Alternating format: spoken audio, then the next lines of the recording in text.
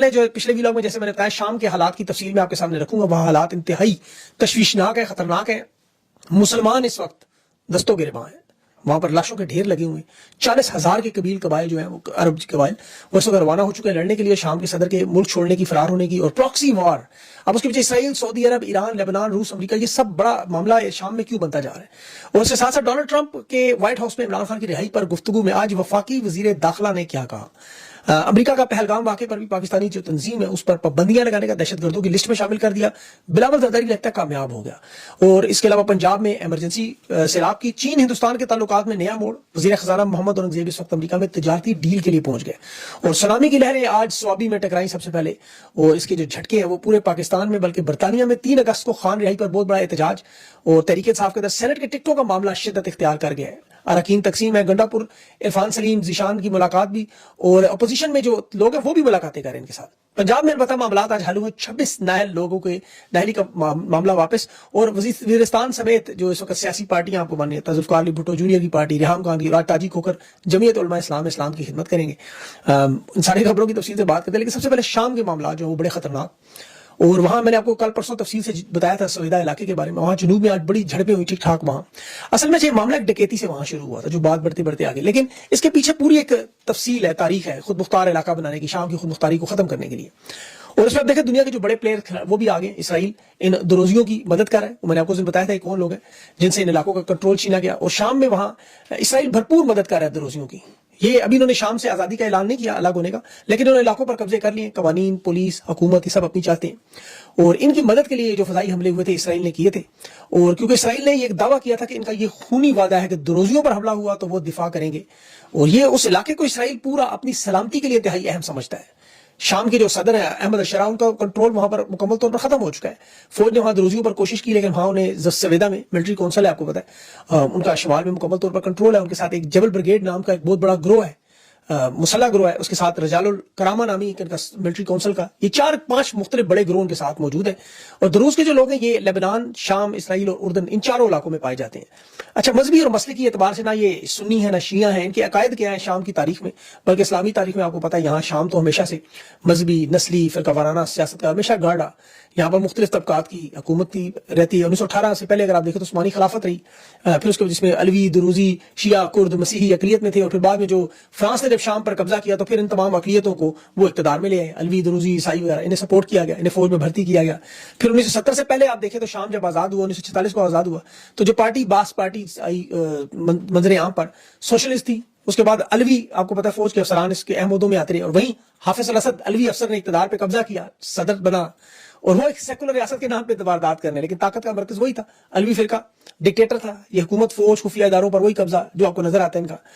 اور بعد میں بغاوت ہوئی, اور آپ کو پتا ہے اس میں بڑے بے تحاشا مسلمان بھی شہید ہوتے رہے. حافظ الاسد کے بعد اس کا بیٹا بشار الاسد آیا, وہی پالیسیاں چلتی رہی. 24 سال وہ رہا. 2011 میں وہاں عرب اسپرنگ شروع ضرور ہوئی حافظ الاسد کے بشار الاسد کے خلاف, جو فرقہ وارانہ تقسیم اور معاملات شروع ہوئے. ایران, حزب اللہ, لیبنان, اور سب روس یہ بشار الاسد کے ساتھ کھڑے تھے. اور باقی مشرق جو تھا آپ کو پتا جو عرب دنیا وہ اس کے ساتھ کھڑی ہوگی. تو کبھی مخالفت, کبھی کیا, یہ ترکی, سعودی عرب, قطر اور امریکہ کے ان سب لوگوں کی یہاں پہ بہت بڑی آپ کو پتا گیم ہے. باغی گروہوں کو مدد کرتے ہیں. دنیا کی بڑی بڑی دہشت گرد تنظیمیں یہاں موجود ہیں. لیکن شام میں یہاں پر جو ان فرقوں پر مبنی طاقت ہے, اس کی تقسیم سے پورا ملک شام اس وقت واقعی وہاں شام ہوا ہے. اور یہ گروہ اپنی اپنی آپ کو پتا خود مختاری اپنے اپنے علاقوں میں ان کا کنٹرول ہے. ابھی وہاں ہرمیت سنگھ پاکستانی صحافی بھی اتفاق سے شام میں لبنان میں موجود ہے. میں کوشش کروں گا انہیں اپنے کسی پوڈ کاسٹ ویلاگز میں اپنے ساتھوں کو لوں. وہاں پہ بہت سارے معاملات, وہاں پہ خبریں بھی آپ کو پتا بڑا مشکل ہے شام سے متعلق, عرب دنیا سے متعلق, کیونکہ وہ خبریں اس لیے خطرناک ہے. ایک طرف لاشوں کا ڈھیر لگا, 40,000 کے قریب جو قبائلی ہیں وہ جنگ کے لیے, ان کو بدو کہا جاتا ہے, وہ اس وقت لڑنے کے لیے تیار بیٹھے اور جا رہے ہیں. وہ شام کے صدر کے بارے میں جو ملک سے فرار ہونے کی خبر ہے, کیونکہ اس کی ایک بہت بڑی پراکسی وار اس وقت اسرائیل اور سعودیہ کے درمیان چل رہی ہے.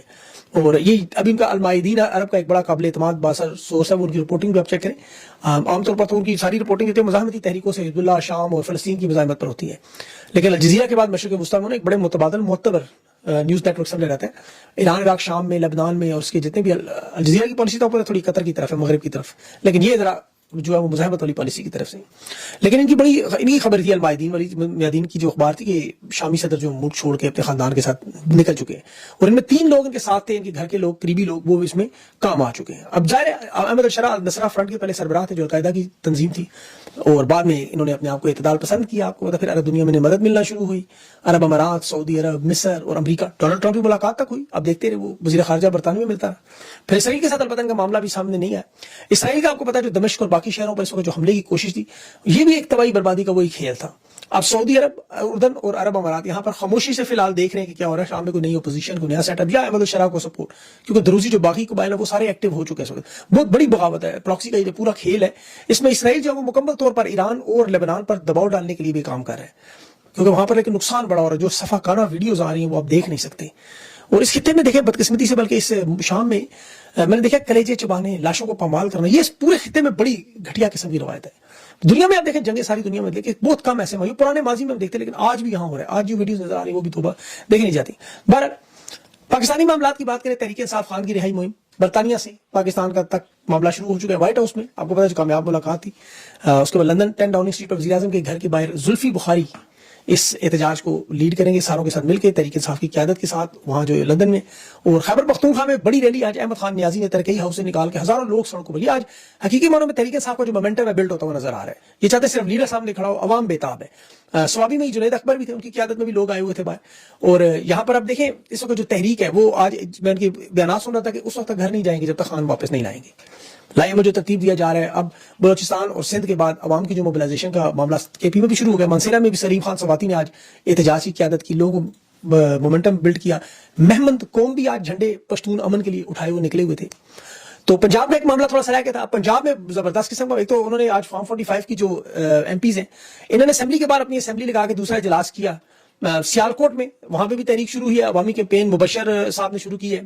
اور عالیہ حمزہ نے بھی آپ دیکھیں جلسوں کا پورا اعلان کیا ہے. 5 اگست سے پہلے یہ پوری سیریز شروع ہوگی, جلسوں کا لائے عمل کہاں ہوں گے, کس شہر میں ہوں گے, اور یہ بھی آپ کے سامنے پورا لائے عمل آنے والا ہے. پنڈی میں انصاف اسٹوڈنٹ فیڈریشن کی طلبہ کی آج بڑی احتجاجی ریلی تھی, اس میں بھی آپ کو پتہ ہے کافی نوجوان تھے. امجد خان صاحب کا بڑا اہم کردار ہوگا اس میں آنے والے دنوں میں. تحریک انصاف اور سینٹ کے لوگوں کو بھی جو باقی کہہ لیں, عرفان سلیم, عائشہ بانو, ارشاد حسین یا وقاص الرغزی, ان سب کو بلایا ہوا تھا آج کہ آپ دستبردار ہو جائیں نشستوں سے, ان سب نے انکار کر دیا. آج ان کا ایک اور سیشن بھی ہے شاید ابھی تھوڑی دیر بعد, اس میں دوبارہ کوشش کریں گے.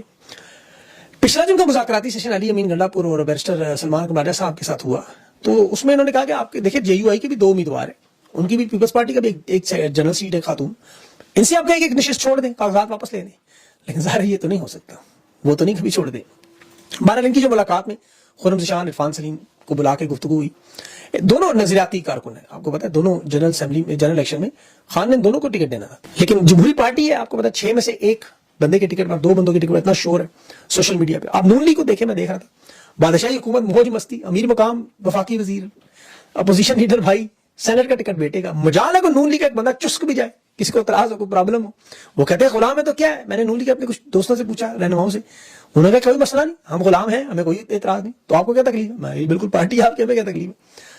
اب یہاں دیکھیں وہ پشاور کا تحریک کا صدر صاحب ایک صدر کہہ رہا تھا کہ 9 نشستیں بنتی ہے تحریک انصاف کی, کیوں نہیں 9 لیتے. مطلب یہ کم از کم آپ جمہوری سیاست تسلیم کریں. عمر علی امین گنڈا کو جہاں مرضی کوئی صافی روک لے. بہرحال پنجاب میں جو معاملات طے ہوئے ان کے اپوزیشن کے اور 26 معطل اراکین کے, ان پر کوششیں کی احمد بچر صاحب کو کہ ان ہاتھ ہلکا رکھے, لیکن انہوں نے دیکھا مریم نواز بابا کھا جاتی ہے, مطلب بابا اٹھا لیتی ہیں جب ان کی توہین کرے, اور پانی میں وہ شعیب کو ڈھونڈتی نہیں ہے, پانی نہیں. احمد بچر صاحب کا یہ بیان تھا, انہوں نے کہا یہ وہ باز نہیں آ رہے. انہوں نے پھر آج تنقید کی, ہلکا کا مطلب ان پہ طنز کر رہے تھے کہ لاہور میں اتنا سیلاب آیا, مریم نواز کی ساری تصویروں والے اشتہار بھی بہا کے لے گیا, لمبے بوٹی چچا سے لینے. باہر یہ لگے تھے کہ اس کا مطلب ہے کہ اثر ہوا نہیں موتری کا. ٹرمپ کے متعلق جو فیلڈ مارشل کی ملاقات تھی, محسن نقوی صحافیوں کے 2.5 چڑھ گیا. اس سے انہوں نے پوچھا بتائیں آپ کیا بات ہوئی, آج کچھ بتا کے جائیں.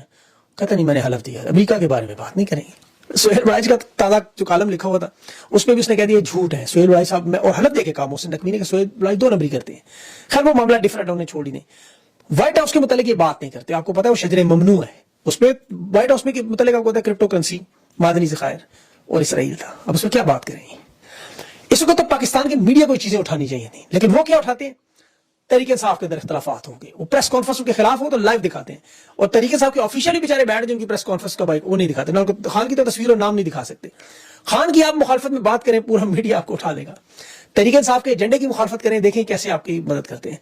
और इनके सहाफ़ी भी देखें, इनको शर्म भी नहीं आती कि पाकिस्तान की सबसे बड़ी पार्टी के साथ जो जुल्म सितम हुआ, जो पार्टी पूरी डिसमेंटल की, क़यादत का, वर्कर्स का जो हाल हुआ, इस मीडिया इंडस्ट्री के सहाफ़ियों को थोड़ी देर के लिए, आप देखें रेसलिंग मैच देखते हैं, कबड्डी देखते हैं या बॉक्सिंग देखते हैं, तो अक्सर उसमें आपको जो एक हरीफ तगड़ा और एक कमजोर नजर आता है, या एक के साथ आपको बजाय ज्यादती होती नजर आती है कि बेगुनाह मारा जा रहा है, और ताकतवर के साथ अगर रेफरी मिल जाए तो फिर दिल चाहता है जो कमजोर उसके साथ हम भी जाके मिल के लड़े इसके साथ। आपकी दिल में ख्वाहिश होती है, आप सोचते हैं, ये रोजाना आप देखते हैं सारे मुकाबले, और गैर इरादी तौर पर हम अक्सर दो फरीकों के दरमियान एक को पिक कर लेते हैं, किसी को बताए बगैर ही।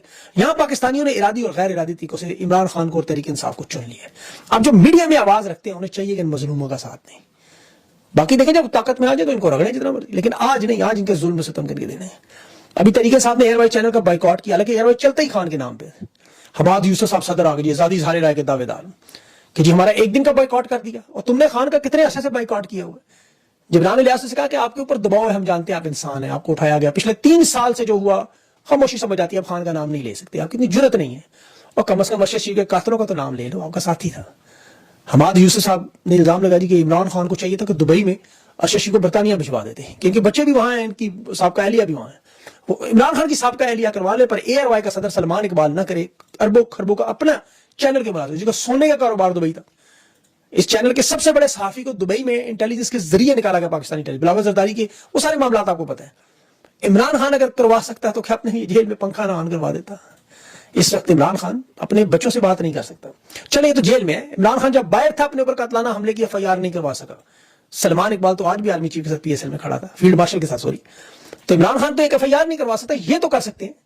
इस सिस्टम का घटिया लेवल का आप अंदाजा करें। इमरान खान को अंदाजा उस वक्त हो चुका था कि ये इतनी बड़ी कुर्बानी के बाद के अलावा मामला हल नहीं होगा, लेकिन ये जितने भी वो इकरारुल हसन साहब, वैसे उनको अल्लाह ताला उनके रिज़्क़ में पता नहीं कितनी बरकत है कि आजकल के दौर में एक खामन, आपको पता है एक बीवी पालना बड़ा मुश्किल है। पालना में इस हिसाब से नहीं कह रहा कि पालना उठा के पालना पड़ता है, मतलब किसी खर्चे बर्दाश्त करना, महंगाई के जो हालात, वो माशाल्लाह 3 मतलब जो है वो शादीशुदा, उन्होंने शादीशुदा बंदे हैं, उनका टाइम उनके पास पता नहीं इतना कैसे मैनेज होता है कि वो नौकरी भी करते हैं, शो भी करते हैं, उसके साथ तनकीद भी करते हैं और मैनेज भी करते हैं। और मतलब ये कि उनका, मैं इस चीज पे हैरान था, वो इस ट्वीट पे इमरान खान के पीछे पड़ जाते हैं बार बार कि इमरान खान से इसराइल की वो चाहते हैं कि इमरान खान कुछ ना कुछ इसराइल के बारे में कहें। और मुझे ये नहीं समझ आती उनका कितना इंटरेस्ट क्यों, हालांकि इमरान खान ने 12 बयान इसराइल के बारे में दिए, लेकिन इकरारुल हसन साहब थोड़ी सी हिम्मत करके अरशद शरीफ के कातलों का नाम तो लें, एक आधा प्रोग्राम 26 नवंबर के करके दिखाएं। ये तो देखा ना, वो अपने वो पीर खड़े किए, ये सारा उनको आपको पता है टोपी ड्रामा होता है, बीच में कुछ असली भी होंगे प्रोग्राम, लेकिन ज्यादातर ये सारी आपको पता है नूरा कुश्ती होती है, कुछ जानने वाले निकल आते हैं, बीच में सोशल में आपको पता है मीडिया पे जिनकी वारदात होती है। हकीकत प्रोग्राम करने सबके सामने 26 नवंबर पे तहकीकात करें, क्या हुआ, क्या कितने लोग शहीद हुए, कहाँ गई लाशें। आप पाकिस्तान का सबसे बड़ा इदारा है, मौजूद है, वो नहीं कर सकते। अरशद शरीफ आपका सबसे बड़ा आगे कीनिया क्या आपने उखाड़ लिया, कुछ रिपोर्ट